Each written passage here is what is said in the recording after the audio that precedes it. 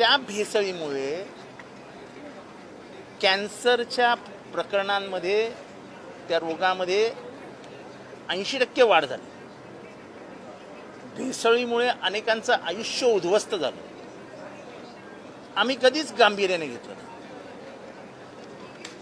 ह्याच्यातला जो सर्वात मोठी गोष्ट आहे ती म्हणजे याच्या लॅबॉरेटरीज, ज्याच्यात पकडल्यानंतर माल तपासणीसाठी पाठवला जातो, मॅनेज तिथेच केला जातो. लॅबॉरेटरीज अद्यावत नाहीत. अल्ट्रा मॉडर्न लॅबॉरेटरीजची सोयच नाही आपल्याकडे. तेच अधिकारी वर्षानुवर्ष त्याच डिपार्टमेंटमध्ये आहेत आणि तो मलिदा सगळा हजम केला जातो. पाकिटांचं कार्यालय एवढंच या डिपार्टमेंटला म्हणता येईल.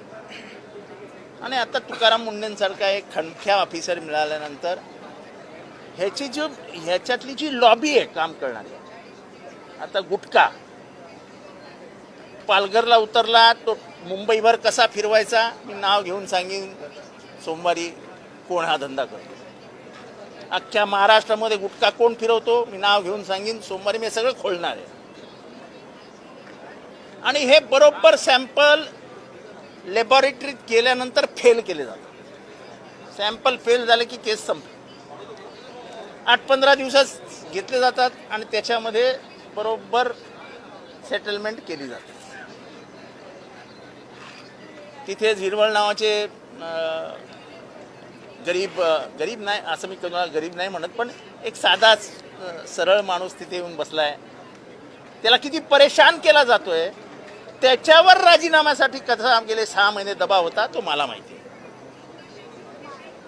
एक जबाबदार सदस्य म्हणून मी सांगू इच्छितो की झिरवळांना काही दिवसांपूर्वी जर हे झालं नसतं, म्हणजे हे सगळं राजकीय घडामोडी झाल्या नसत्या तर झिरवळांचा राजीनामा पडला असता.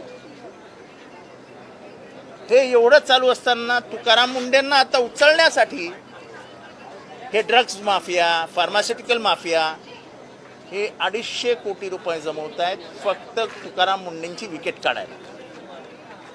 आणि माझं आज मी सरकारला सांगतो की तुकाराम मुंडेंच्या जीवाचं बरं वाईट होण्याची शक्यता नाकारता येत नाही.